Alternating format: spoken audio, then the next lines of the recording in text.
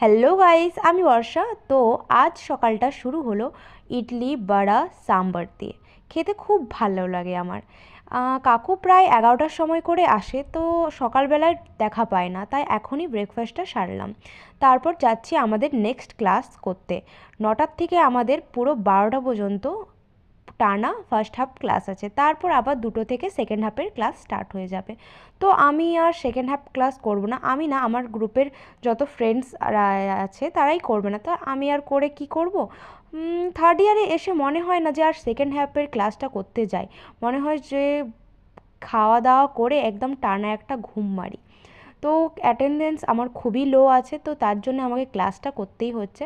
তো ব্রেকফাস্ট তো হয়ে গেল, এবারে লাঞ্চ খেয়ে নিলাম।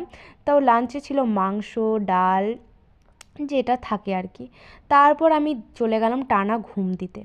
টানা ঘুম দেওয়ার পর খেলাম আর কি রাত্রে তড়কা। তড়কা ভাত।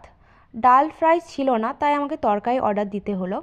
তো অঙ্কুর একটা ট্রলি ব্যাগ অর্ডার করছিল, তাই একটু শো অফ করে ক্যামেরাতে দেখালো। আচ্ছা ঠিক আছে কর। চলো, আজকে এতটুকুই রইলো।